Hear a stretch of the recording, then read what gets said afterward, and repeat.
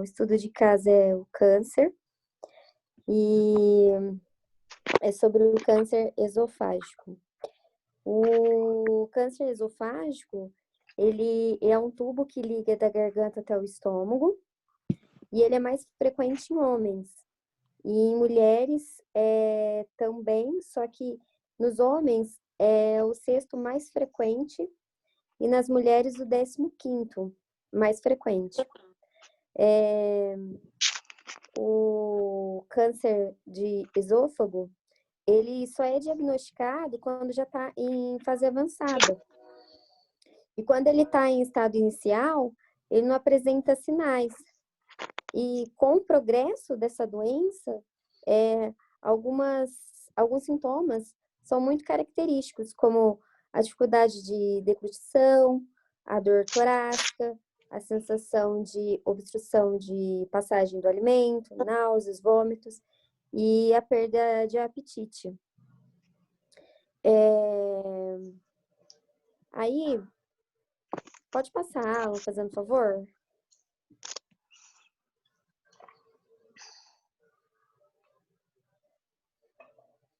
Alan?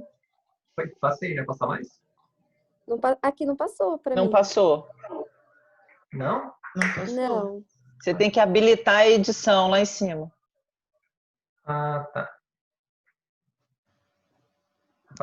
Pega. Aí.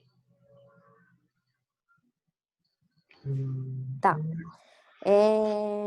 Apresentação do paciente. Paciente JAS, masculino, 48 anos, com 1,69 m de altura, pardo, casado, trabalha como servente de pedreiro em uma construtora, primeiro grau incompleto. Ele é tabagista e etilista por 20... Ele foi tabagista e etilista por 25 anos, onde parou com os vícios há 7 anos. Pode passar, Alan. Quadro do paciente.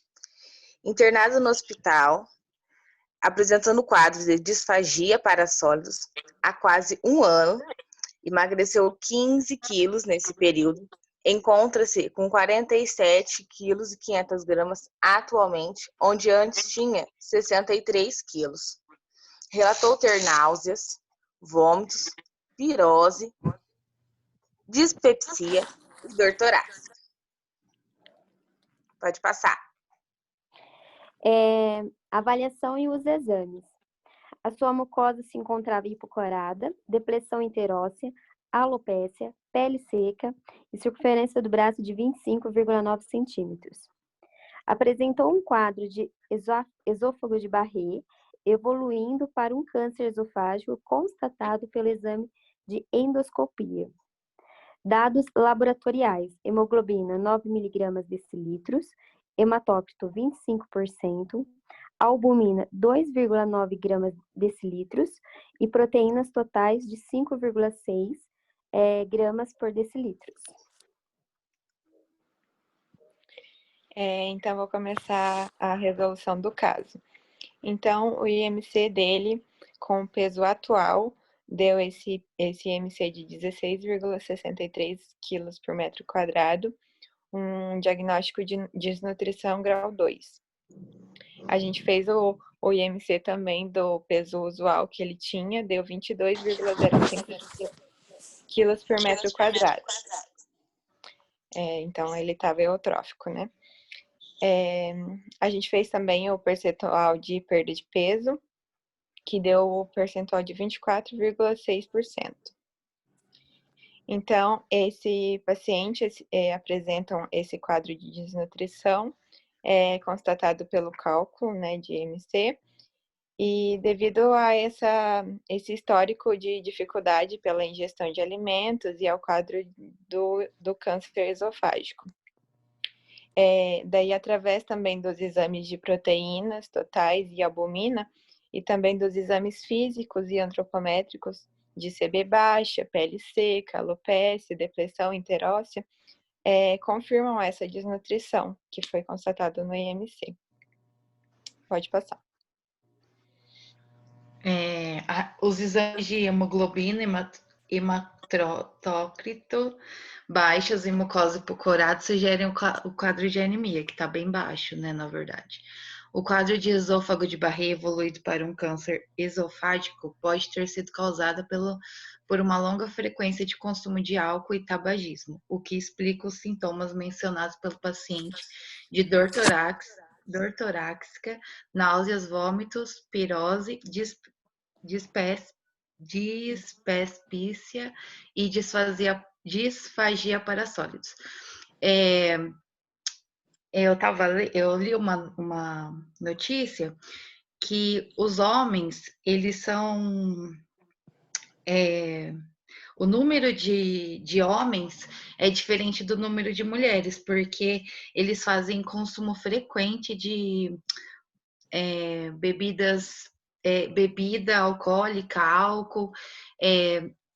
No Brasil é um índice bem alto de câncer do esôfago, e os casos maiores são nos Estados Unidos.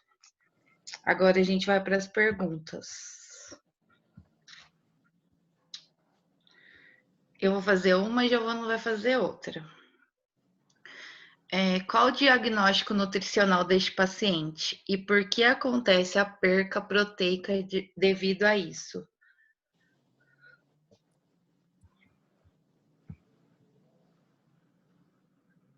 Desnutrição grau 2. Isso. Porque Ele o se paciente alimenta não... via oral normal?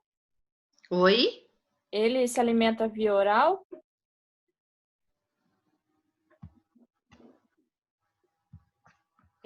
No hospital, eles começaram a nutrição integral, mas a gente não colocou nada sobre o histórico desse 1 ano sobre alimentação.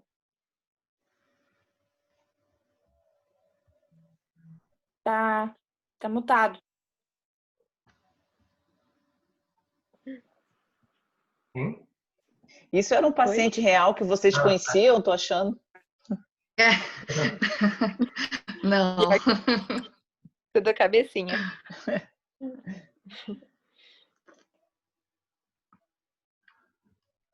Vai, gente, por que acontece essa perda proteica? Vai, Devido Isadora, estimula essa galera aí. Baixa alimentação também. Devido ao que o paciente está passando por não conseguir se alimentar e devido ao processo do organismo estar necessitando aí de uma alta proteica Isso. por conta do quadro dele, da patologia dele.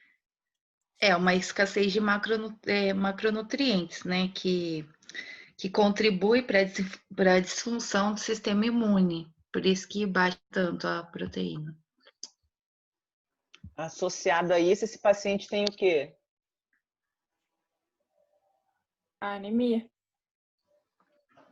Dificuldade de se alimentar. Disfagia, né? Disfagia. Então, se ele já está com dificuldade na deglutição, né? E até porque o local do câncer já contribui para isso, ele realmente vai ter uma ingestão bem reduzida, uma ingestão alimentar bem reduzida. E ainda o processo catabólico, que é o câncer, né? Pacientes com câncer esofágico emagrecem muito e muito rápido. Evolui muito rápido. E normalmente, dependendo do quadro aí da cirurgia que se vai ser feita e tal, o rádio, a Jennifer estava perguntando sobre a dieta. Normalmente eles às vezes nem fica com enteral, às vezes ficam com ostomias mesmo, né? Com colostomias. Sim. Devido ao tempo, né? Porque é muito tempo. Muito tempo. Vai ser muito, né? Meses aí, né? E também, se fizer rádio, normalmente não passa, né? Enteral no rádio.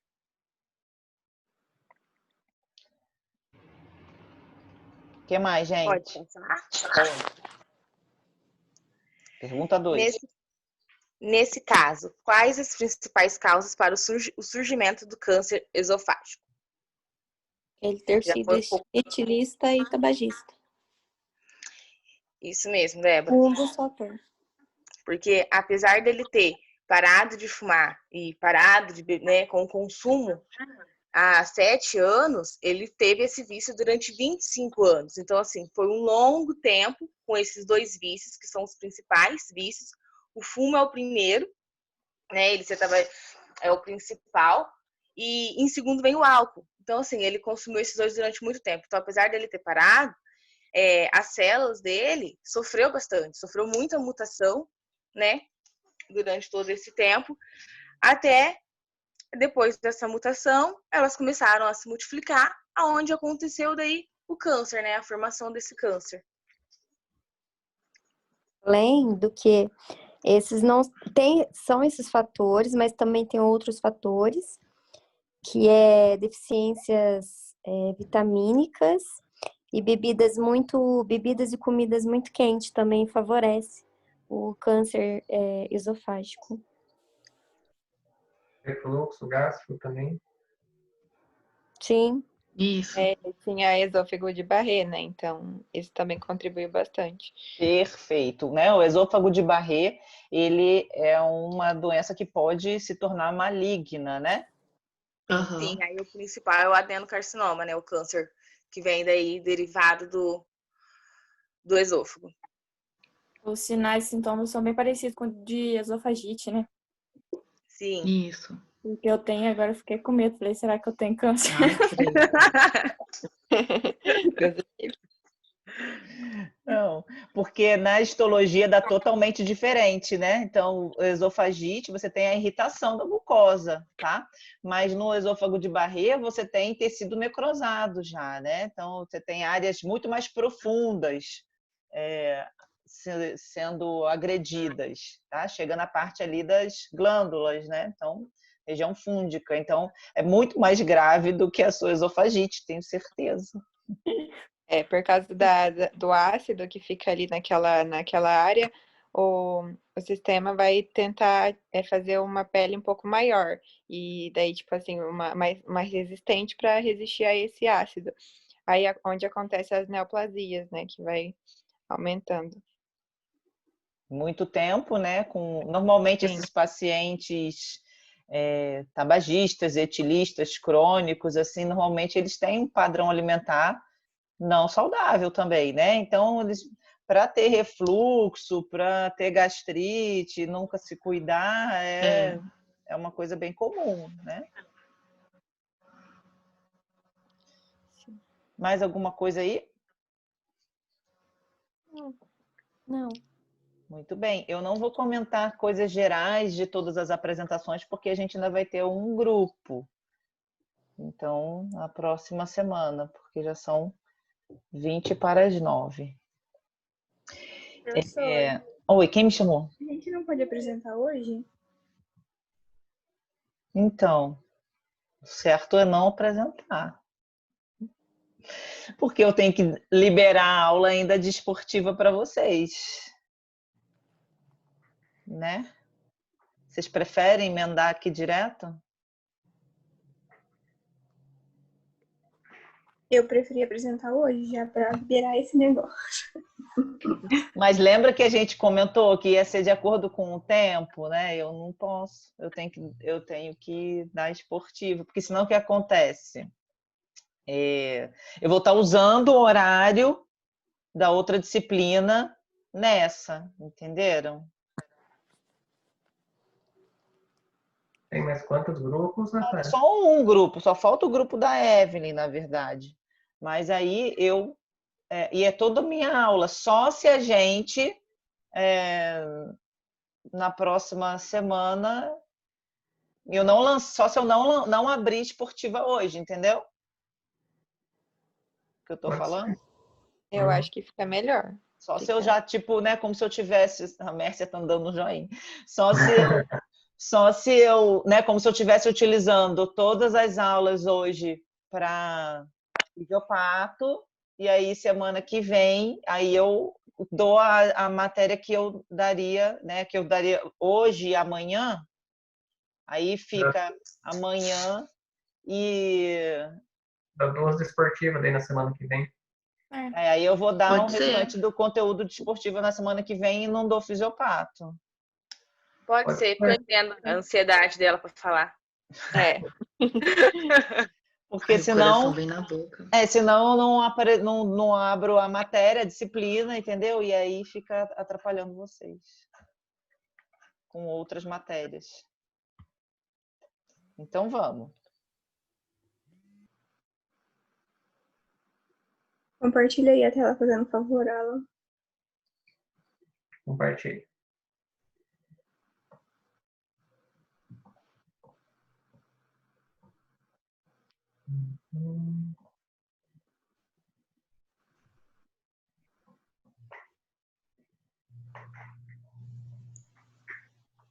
Oi? Deixa eu ver se eu abri meu microfone.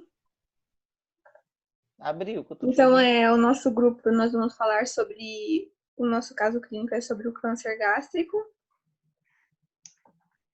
E o nosso caso clínico é o paciente LM, sexo masculino, 50 anos, tabagista há 35 anos, relata que há 3 meses está se sentindo inapetente e recorrentemente, ao forçar a alimentação, teve hematemese, relatando perda de peso de 10 quilos ao longo desse período.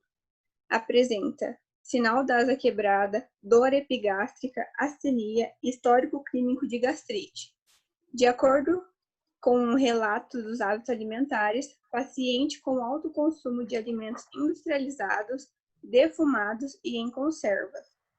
Dados antropométricos: peso atual 65 kg, peso usual 75 kg, altura 1,80, exames físicos: mucosa hipocorada, sensibilidade abdominal no quadrante superior esquerdo, exames laboratoriais: hemoglobina 8,5 gramas por decilitro, hematócrito 28% e albumina 2,6 miligramas por decilitro. Pode ir para o próximo.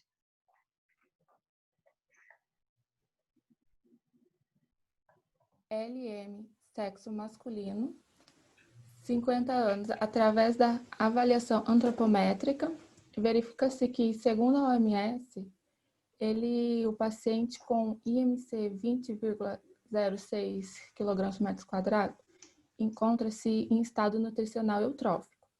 Considerando a perda de peso grave que ele teve de 13,3%, ele se encontra, em um curto período, ele se encontra em um risco nutricional.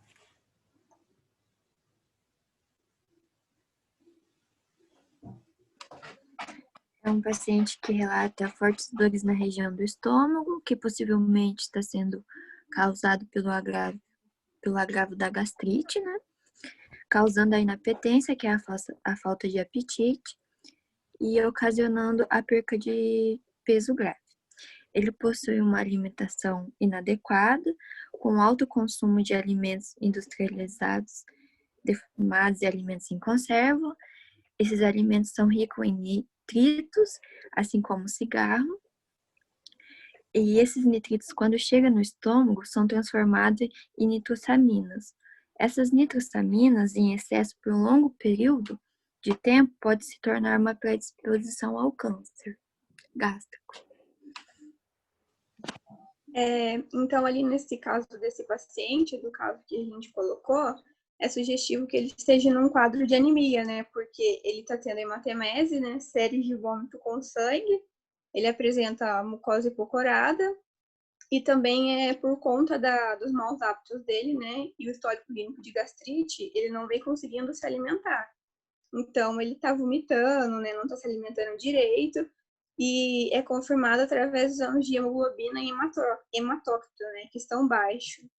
Assim como a desnutrição dele também, né? Que ele apresenta o sinal da asa quebrada, ele está com perda de força, uma grave perda de peso, que é sugestivo de uma desnutrição proteico-calórica, assim, tanto quanto a perda dele, né, do MC, que ele era um paciente, ele está eutrófico, porém ele está já em desnutrição praticamente, né, pelo peso que ele tinha, que é confirmado pelo exame de albumina, que também está baixo.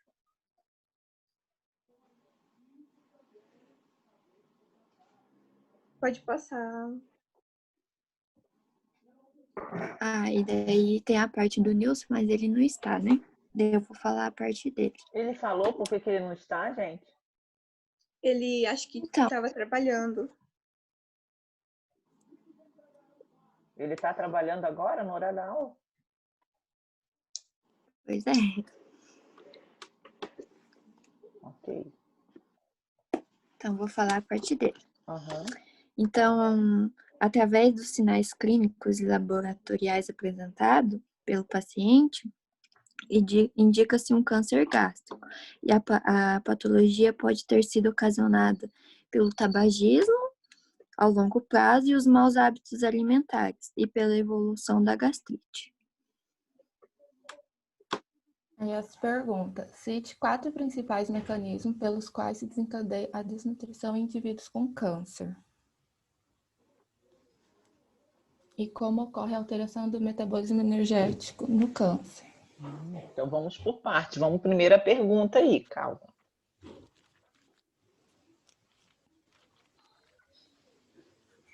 O estresse, por ser o câncer. Os maus hábitos alimentares. Me explica melhor essa questão de estresse por ser um câncer, Jennifer. O corpo está tendo um maior gasto de energia. Melhorou muito melhor essa resposta, né? E o que mais? Inapetência, talvez até por conta do tipo de tratamento que está sendo realizado. Isso. Também. Também tem a baixa ingestão dos nutrientes, as modificações na digestão e absorção dos nutrientes, as necessidades nutricionais e alteração do metabolismo energético. Ótimo. Vamos lembrar essa alteração do metabolismo energético aí. Quem que lembra? Porque o câncer induz a uma maior produção de glicose para estimular o crescimento do tumor. E a desnutrição? Por conta do sistema imune sobrecarregado, atacando o câncer para tentar causar um controle e restauração dos tecidos também. Mas não é só isso. Há um favorecimento de proteólise, lembram? Ah, sim, para a produção da glicose. Isso. Tá? Então, eu tenho um aumento do estímulo, né, de proteólise. Então, por isso, ele acaba desnutrindo. Além desses 4 mecanismos, tem outros fatores, que é a redução do apetite, o problema para mastigar, deglutir, o próprio efeito colateral ao tratamento, um jejum para realização de exames pré- e pós-operatórios. Até a depressão, né, gente, pelo quadro muito comum, né, o diagnóstico favorecer, né, e às vezes a pessoa ter uma inapetência. Mais alguma coisa aí?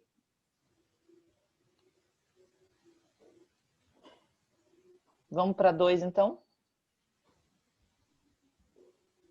Como ocorre a alteração do metabolismo energético no câncer? Eu já respondi uma parte.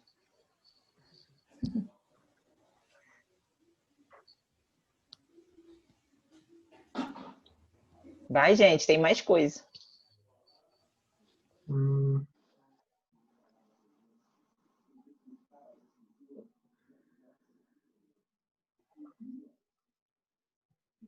Como a Jennifer falou também, maior carga energética para conseguir por conta do estresse que está passando pelo câncer. É isso, grupo? Sim, e além disso também tem a função do metabolismo das células tumorais, que a sua taxa metabólica se mantém inalterada ou até aumentada, contribuindo para a diminuição energética. Daí os pacientes com câncer podem ser considerados hipermetabólicos. Que diferente em um indivíduo sadio, quando mesmo tendo uma ingestão calórica diminuída, ou até mesmo em jejum, essa taxa metabólica é reduzida. Mas nos pacientes com câncer não, né? Ele está sempre eles não até conseguem essa MB. adaptação. Isso, a TMB dele sempre é alta, né? Já tem um gasto metabólico aumentado, certo? E ainda tem maior ocorrência de proteólise, lipólise, lembram? Gliconeogênese, né? Então, eu estou sempre com vias catabólicas ocorrendo. Lembram dessa parte? E por isso, né, eu tenho essa alteração do metabolismo energético no paciente e favorece a desnutrição. Isso. Lembraram aí ou não?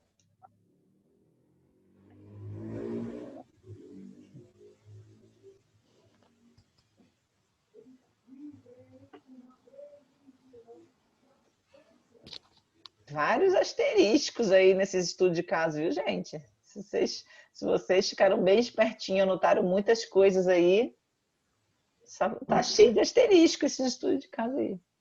Todos, né? Não só esse. Vários N's de Natália dá para marcar aí. Alguém quer comentar mais alguma coisa? A Evelyn quer comentar mais alguma coisa do estudo de caso? E assim, que eu acho que nesse caso, né, desse paciente, o que gerou esse câncer, né, foi o agravo da gastrite, né, que ele poderia ter. Às vezes ele continuou com o mau hábito dele, que ele tinha que se alimentar mal, fumando, que foi causando, né, causando causando um problema no tecido do estômago, né, foi fibrosando lá, perdendo a função, e daí gerou um tumor ali no estômago. Algo que poderia ter sido evitada, talvez, né? É um tipo de câncer evitável, né? Mas a gente tem que relembrar que o câncer é multifatorial, né? Tá? Então, não... A história que vocês estão contando do estudo de caso leva a crer que realmente é por causa de hábito, né, de vida, certo? Que a maior parte do câncer mesmo é ambiental, né, como causa. Mas é uma doença que poderia, de repente, ter sido evitada sim, né? Quando a gente vê que os indivíduos são tabagistas de longa data. Eu li uma coisa, não sei se é realmente verdade, que no diagnóstico para o câncer de estômago, ele nunca é feito assim de forma inicial, ele é sempre feito assim quando já passa um período, assim, entendeu? Existem cânceres que a gente consegue já no começo já começar com tratamento, né? Por ele ter esse sintoma que muitas vezes as pessoas confundem com talvez outra coisa, vai deixando, onde vai agravando o problema. Quando vê, já tá numa situação... Igual do outro grupo, que é do esôfago. A pessoa fica com pigarro, fica com uma tossezinha, uma tosse seca, uma disfagia, e ela não vai ver. Fica lá meses, anos com aquele pigarro. Quando vê, o negócio já está super avançado.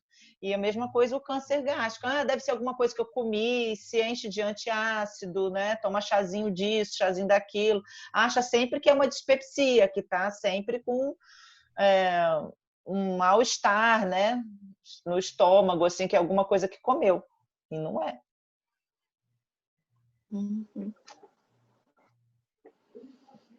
Mais alguma coisa, gente?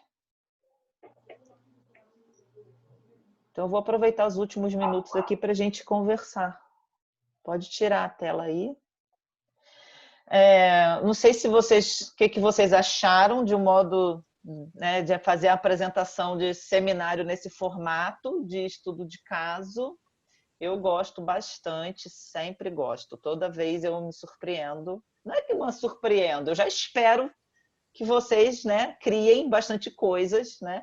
Mas eu vejo assim, fico muito feliz, né, de ver, porque vocês começam a estruturar as ideias, né? Fica bem bonitinho, assim, como eu percebo, eu fico feliz pelo salto que vocês dão de fisiopato 1 para fisiopato 2, né? Como as coisas vão parecendo que vão se encaixando na cabeça de vocês também, tá? Não sei se vocês perceberam isso, se vocês sentiram isso, essa mais maturidade de vocês com relação à disciplina, com o estudo.